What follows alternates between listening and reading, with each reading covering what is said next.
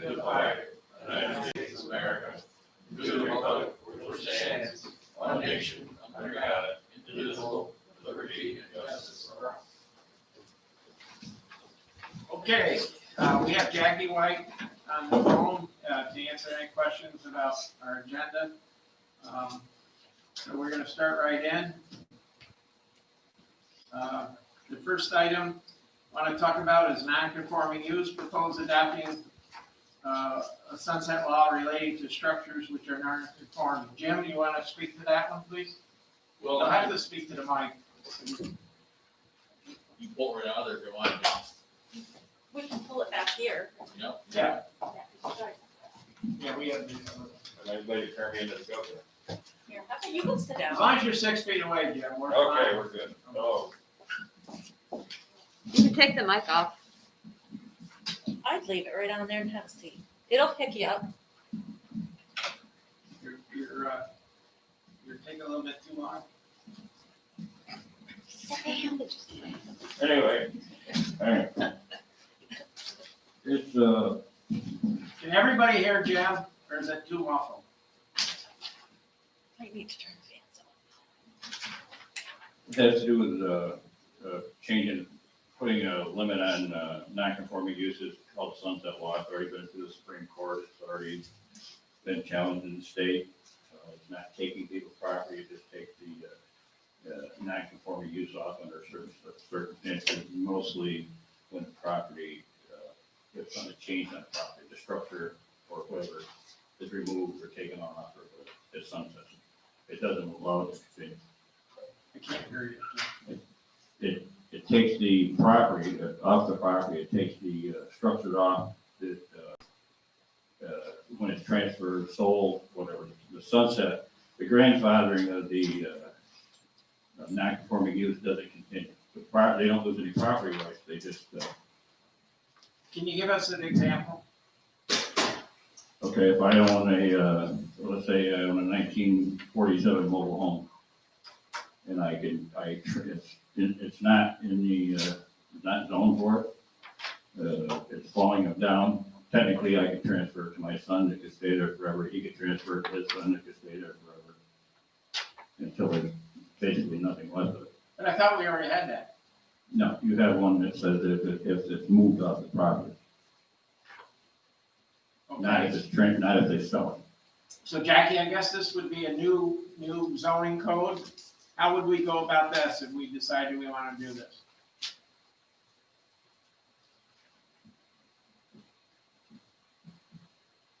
Jackie? We obviously, we had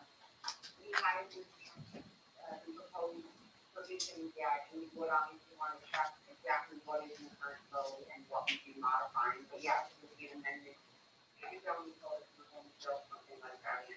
Okay, now, what is required when we amend the code, Jackie? Public hearing? We're trying to get to a point, very generally, to kind of big picture here, not the sunset provision we're speaking about, but several of the revisions I think Jim is proposing or considering would be amendments to the zoning code. Okay, And generally speaking, what is that going to require is a local law. So you're familiar with the local law process and how it has to be adopted, pursuant to a public hearing. But when we're dealing with zoning code amendments, one of the other things we have to also make sure is that any of the revisions conform and are consistent with the town's comprehensive plan. And that's certainly something we can assist you with, reviewing provisions, reviewing the comprehensive plan, making sure there's no inconsistency. And additionally, we also have to comply with SECRA, and that's obviously something we can help with. I mean, the New York State Environmental Quality Review Act. Generally speaking, revisions to a zoning code would be an unlisted action under SECRA. Certain amendments to zoning code could trigger what's called type 1 designation, which requires a heightened level of review from SECRA. But again, it's something we can all certainly help the board with and All right, number 2 was a regulation on donation bins or sheds. We've had a couple instances in town where they've set up these bins or sheds without any permitting process, and all of a sudden a bunch of material is piled up in front of the shed. It really turns into almost like a garbage bin, and it's not good for the what people are trying to donate. We have nothing in our regulations, so I guess we're asking for a new code or to amend our existing code, Jim. We need to add a new one. There's We would have to add a new code for this to regulate these donation bins. Same deal, right? Are you asking me? Yeah, yes, yeah, I'm sorry, yeah, I'm looking down at you, and I don't see it, I should have you on Zoom. This one's a little bit, more, I think this one we could look at it, it might not have that part of the zoning code itself, it could be a standalone law. We could also look at some other provisions we might have available to us to enforce issues with surrounding this problem. Okay, We were aware, we might be able to help you, like I said, around this, problem without needing to necessarily, coming up with a new code provision. okay, and then the last one on, what we figure would be a new code would be, distressed properties. I'm gonna ask Jim, please, talk about that. Well, if you have a, sell somebody a distressed property, whether they buy a tax sale or it's, falling apart when somebody unloads it onto somebody, they would have 18 months to bring it, get a CO on it. We've got properties here in town that people have bought in the tax auction that are set for 3-4 years, and neighbors are sick of them. The animal, it costs us a lot of money to run back and forth. If you buy a piece of property from the county, I mean, they get what I call tax sale fever, and they don't do anything. So they wait in that house that we tore down on River Street is an excellent example of what it costs the taxpayer, because somebody jumped in there and didn't do anything. We've got houses like that in Wallingford. They just sit, they get into them, and then they find out that they've got to meet the building code, they got to do all this other stuff, and they just stand back and let them sit there. Now, the county has something already in the foreclosure sale that somebody has to get a certificate of occupancy within, I think it's 18 or 24 months. It's 24 months, but theirs doesn't have the teeth in it. Theirs says they may require them to do it. Yeah. There's a lot of difference between may and shall. This law is already in the city of Kingston, Newburgh. Newburgh. Yes, you got a question? They said they can't hear the attorney. Can't hear me? The attorney. Jackie, they can't hear Jackie. Who, Jackie? I don't know They what to can't do. hear. I would say have the mic closer to you, phone, Bring the mic back. to bring the mic back so that Jackie's louder.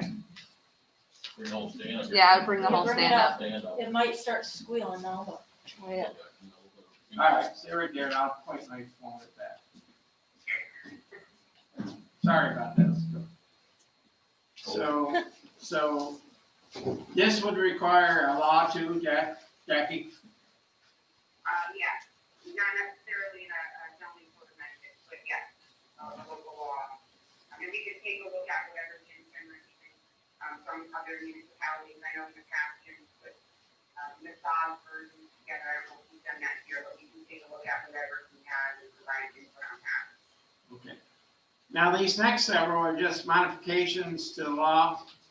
We have something in our sign ordinance, and we have 25 square feet in there, our sign ordinance. We don't use that anymore, and it's counterproductive to have that. Well, it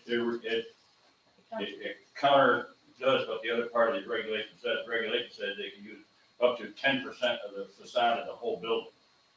So if you got a building that's got 300 square feet, they could use 30 feet. This says 25. So it's, So we just want to get that to conform. they would Jackie, just take so that- 25 square feet needs to go off of there because it doesn't correspond to what the first end of the code says. Did you hear that, Jackie? So what would we do on this case to modify it? Same deal? Yeah, most of these revisions you can on this agenda are going to require, going to the local law process, and then the local law. All right. And then, 211-46, a non-conforming buildings and structure. I would have a problem reducing that from 24 months down to 6, Jim. I just think that's. I just do that number, you can do it, make it a year, 18 months, or I just. Well, I just think, you know, if somebody has a fire, and, you know, by the time insurance clears with them, obviously 6 months. We have 24 now, is it becoming an issue? I don't think it's an issue. I would like to skip that one. I don't wanna put a hardship on people when they have a fire or something like that, because sometimes with the way insurance moves now, Perfect example is the grist mill, which that is gonna be a crazy project to try to rebuild. you know, Yeah.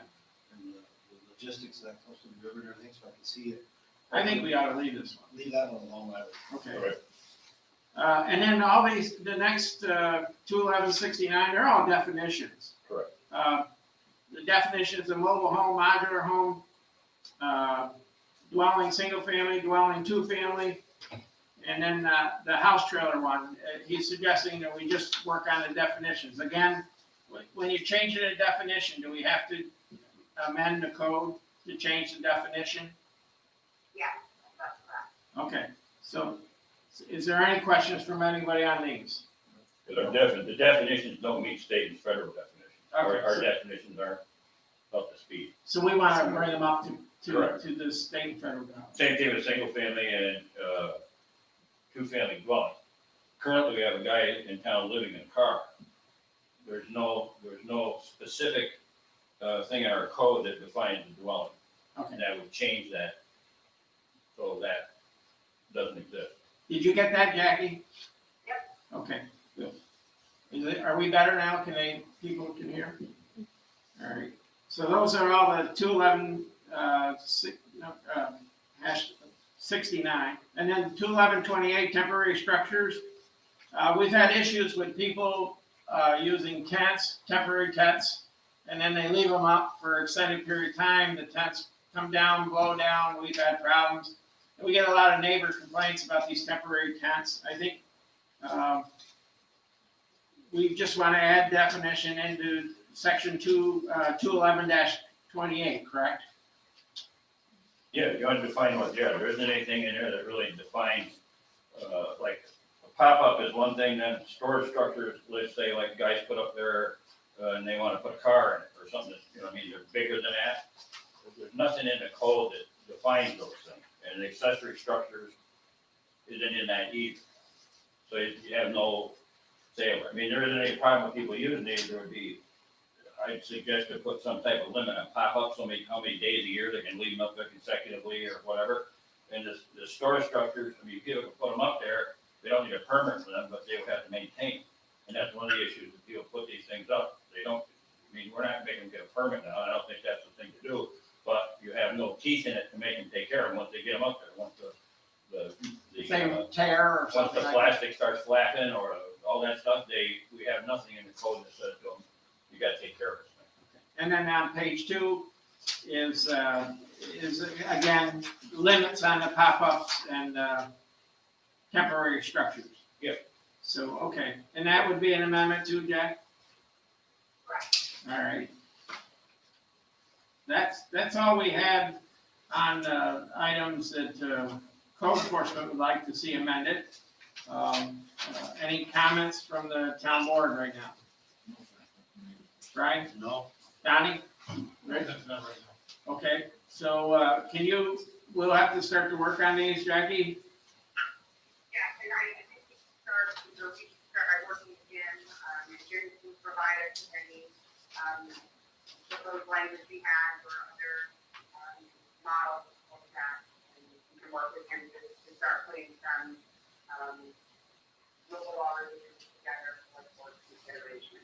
Okay, so, I mean, this is something we'll have to do in January. If you think we can prepare something for our January, regular town board meeting where we start the discussion to start the clock? We should be able to do that. Okay, all right. And then last but not least, I added on there, are there any other, questions about temporary use permits? I know we discussed it at our board meeting the other night. about temporary use permits. I know I want to move on. I should have asked Mark what our next step is on that.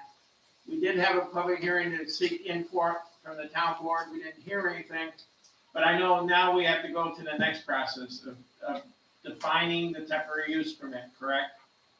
You mean special? You mean special use. Or special use permit, I'm sorry, special use permit. Sorry. And we drafted up some stuff that they should have to do along with that. That was part of the thing he talked about. We need to have some regulations and numbers that the planning board looks at and says that you have to meet these certain things for the special use permit, So I guess our next, which we have some, I have some back. so the special use permits, I guess in order for us, what's our next step on that? Do you know, Jackie? No, but I can find out, I'm not sure exactly where you, left off, we can certainly find out maybe direction on that. Yeah, that's all I need to know, if you can give that for me, because that's something we'll do in January also, if we can get something on the agenda and get some handouts to the board members. Is there any other questions about that somebody may have now? No? Okay. All right, I just have two other quick things. Jackie, I think we're all done with you. All right, so thank you. You Have a get- good night all. You've got a lot to kind of look at, and you'll work with Jim on that, correct? Yeah, it is a lot. We'll shoot for January. I guess you could say no promises until we get into the meat of it, which we Right. can know what we're looking at. But, hopefully, Jim, are you around tomorrow? Oh, yeah. Yes, he's here every day. Okay, we'll reach out to you tomorrow then and get the ball rolling, okay? Okay, all right. All right. Thank you, Have a Jackie. good night all. Yeah, I'm gonna hang up now. All right. All right, the only other thing is we were setting the December 30 meeting, we had it at 4. There's no sense in going to 4 o'clock on that day. I'd like to move the time up to 1 o'clock, if that's okay with everybody. It's probably a 15-minute meeting, just to pay the bills most generally, and any cleanup business. And then also, as you know, our deputy town clerk left, and Pam has hired a new deputy town clerk, which is her appointment. And the new deputy town clerk will start on December 21st, and it'll be Heather Annis, correct? Yes. Is there any questions? No? Nobody? No, nothing else for him? Anybody else? Okay, is there anything from the audience? Nope. Okay. Well, if this continues, I think we're gonna have to buy some other audio equipment or different equipment, or it's tough. You know, I do the best we can, so. Okay, motion to adjourn. Motion by John to adjourn. Do I have a second? Second by Rich to adjourn. Thank you all for coming tonight, and any questions, please dial in and call into the town hall. I'm gonna try to answer. Thank you. Did we say 1 o'clock? 1 o'clock on the third. Cowabunga.